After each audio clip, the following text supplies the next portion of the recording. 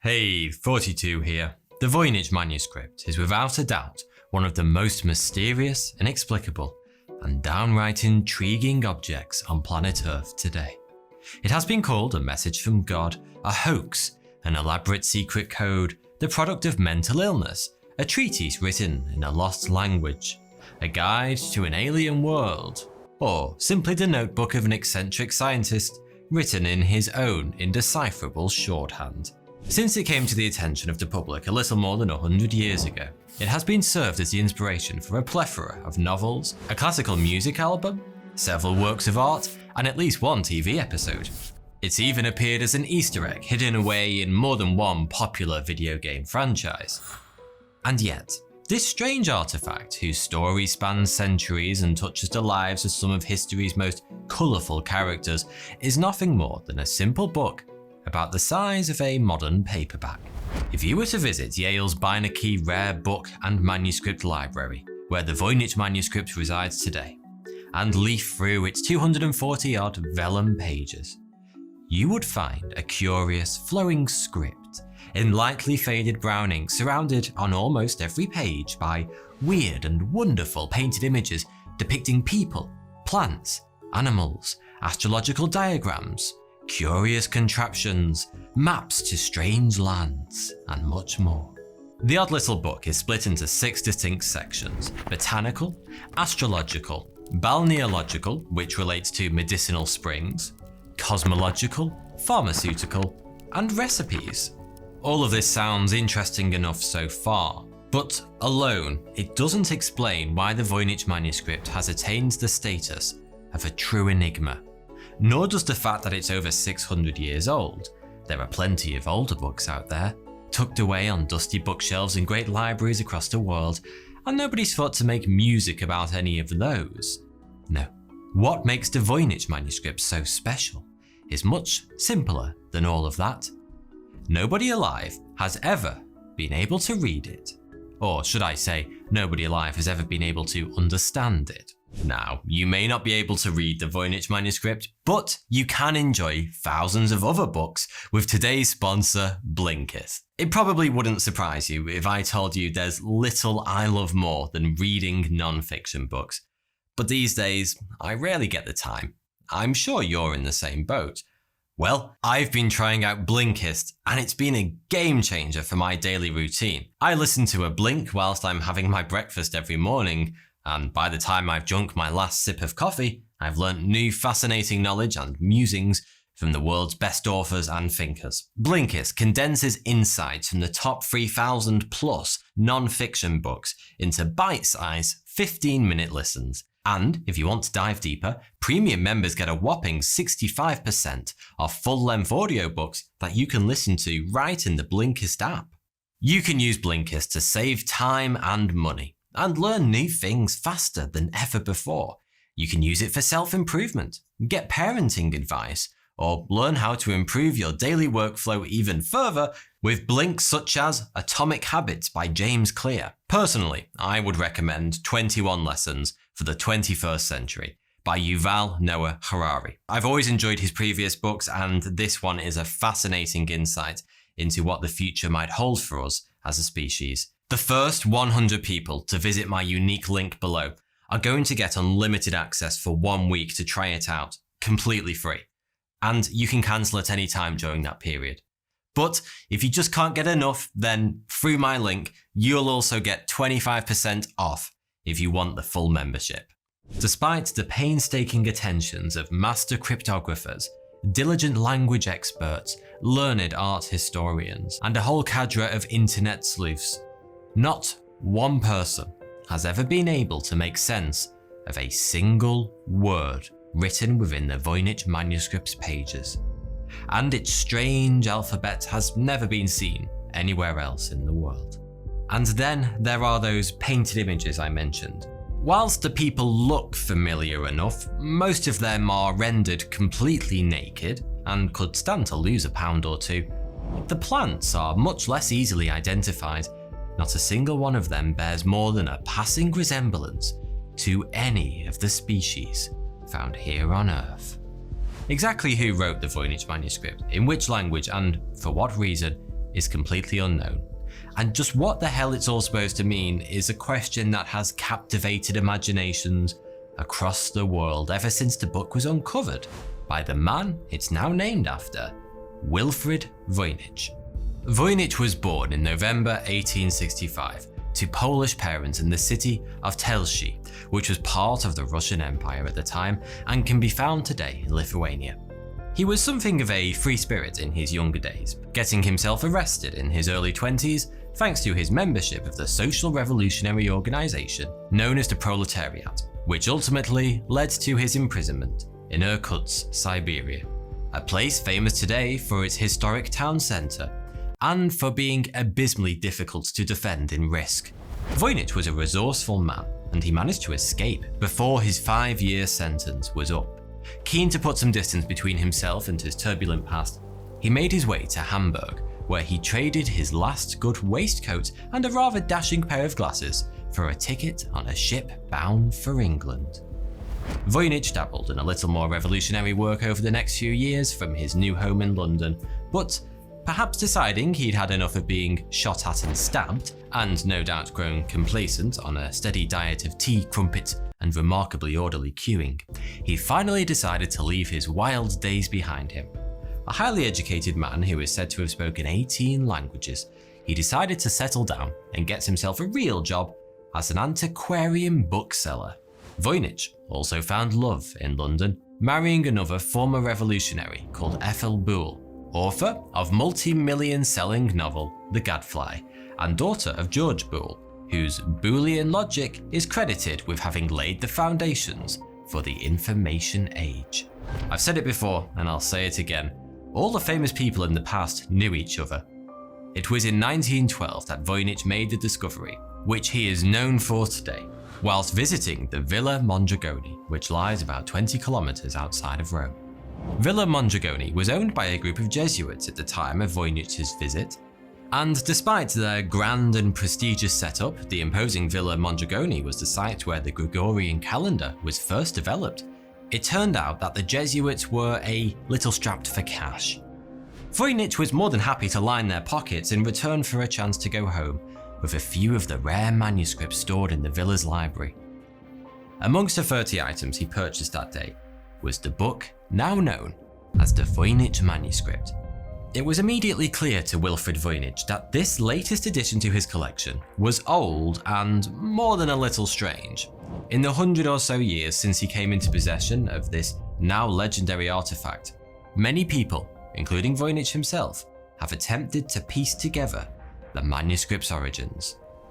Its first known owner is thought to have been Rudolf II, or to give him his full title, Rudolf II, Holy Roman Emperor, King of Hungary and Croatia, King of Bohemia, and Archduke of Austria. I think I'll stick with Rudy.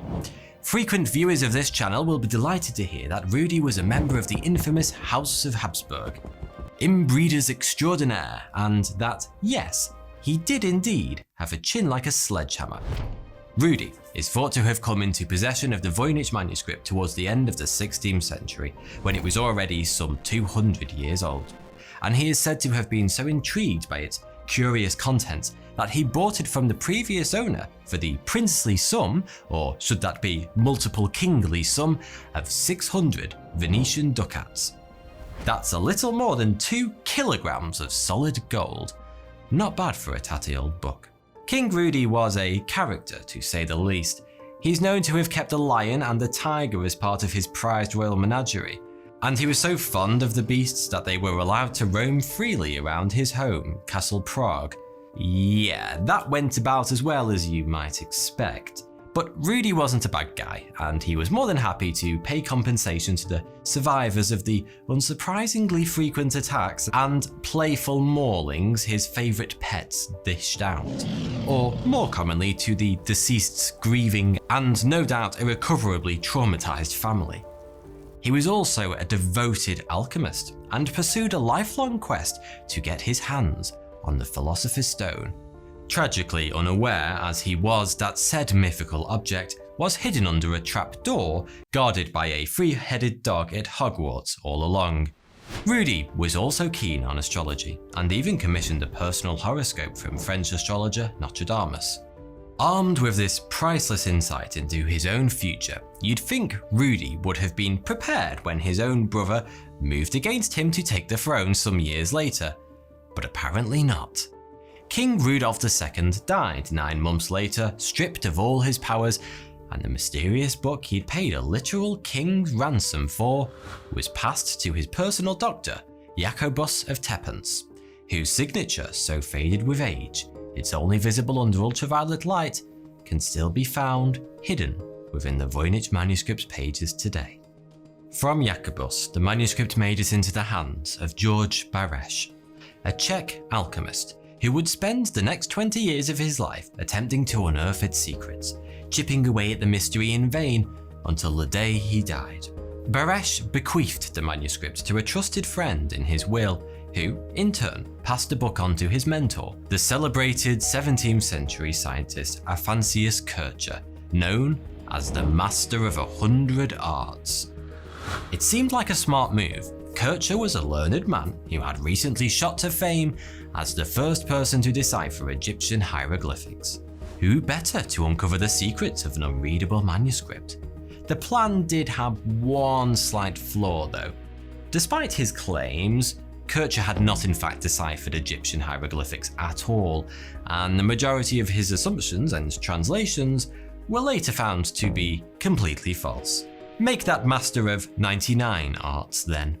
The Voynich manuscript seems to have proven impenetrable to Kircher, and here it disappeared back into relative obscurity, stashed away in the library of Collegio Romano, where Kircher worked. The manuscript was to remain there, no doubt gathering a thick layer of dust, for more than 200 years, until Rome was captured by Victor Emmanuel II, one-time King of Sardinia, and eventual King of Italy, who promptly confiscated the Collegio Romano's library. Luckily, the college's rector at the time managed to rescue some of the library's most important books, including the Voynich manuscript, transferring the lot to the Villa Mondragone, where, as we've seen, Voynich would be along to find it some 46 years later. Now, run a simple Google search and you'd be forgiven for thinking the Voynich manuscript had been solved 100 times.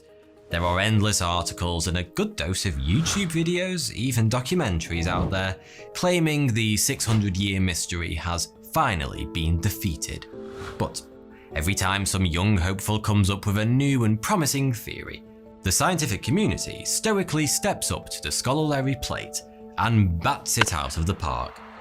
The very first such claim was put forward by William Newbold, a professor of philosophy at the University of Pennsylvania and a cryptography enthusiast who was hired by Voynich himself to unlock the secrets of his prized possession. Newbold's research led him to the conclusion that the writings within the manuscript was, in fact, meaningless, but that a secret code based on ancient Greek shorthand and visible only with the use of a magnifying glass had been hidden within the letters themselves, disguised as natural patterns within the ink. Ingenious. Newbold claims to have translated entire paragraphs of the text using the code, which reveals the author to be none other than English polymath and Franciscan friar, Roger Bacon. This theory has, unfortunately, been thoroughly debunked. It turns out those secret markings, cleverly disguised as patterns within the ink, were, in fact, just naturally occurring patterns within the ink. Who'd have thought it? Still, the idea that the Voynich manuscript is some kind of highly elaborate cipher persists, and some of the greatest code breakers to have ever lived and breathed have had a crack at solving it, hoping to uncover some long-lost secret hidden within its pages. Perhaps the most prominent is William F. Friedman. Considered by some to be the greatest cryptologist of the modern age, Friedman was a brilliant man. His team broke Japan's cipher, codenamed Purple, during the Second World War, and he was instrumental in the founding of the NSA in the US, where he was installed as its first chief cryptologist. Friedman was so intrigued by the Voynich manuscript that he put together a crack team of cryptologists to unlock its secrets. This pet project spanned 4 decades of Friedman's life. But despite all his brilliance and dedication, he eventually concluded that solving the Voynich manuscript was, in fact, impossible, suggesting it was written in a made-up language. Friedman isn't the only one to conclude that the manuscript can't be solved for the simple reason that there's nothing to solve, that we can't extract any meaning from its strange pages because there was no meaning there in the first place. Just a lot of rather pretty gibberish. Some proponents of this theory believe that Voynich himself is behind the fabrication. After all, a lost text with links to the likes of Francis Bacon would likely be worth a fortune, something an antique book dealer would know better than anyone. On the face of it, it's quite a compelling argument. Voynich had a clear motive, as well as the know-how to pull it off and make it look good. But the Voynich manuscript isn't just good, it's perfect. And if it really is a hoax, it's one of the most elaborate ever conceived. For a start, the manuscript's pages have been radiocarbon dated to between 1404 and 1438. The idea that Voynich might have been able to get his hands on 240 untouched sheets of 500-year-old vellum made from calf skin in 1912 to turn into a book is near inconceivable. And considering radiocarbon dating wasn't developed until the late 1940s, long after Voynich first publicised his find, it's difficult to see why he would have bothered trying to source such an old material to write on in the first place. The inks and paints used in the manuscript also exactly match those used in early 15th century Europe, something else we've been able to prove only with modern techniques. And the same attention to detail seems to have been paid in the book's language too, which demonstrates statistical features we would expect to see in real natural language, features we also didn't understand back in 1912. Wilfred Voynich may have had the motive, but he would have needed to be in the possession of the predictive powers of Nostradamus himself to have avoided all the yet-to-be-discovered scientific traps that lay waiting to reveal any deception on his part decades later. The Voynich manuscript, it seems, is very much the genuine article. And to this day, professionals and amateurs alike continue to dedicate countless hours trying to finally solve its many mysteries. And many claim to have solved it once and for all, even presenting examples of fully translated pages. But there's always the inherent issue of how can we trust the veracity of a translation when the only person in the world who claims it's correct is the translator himself?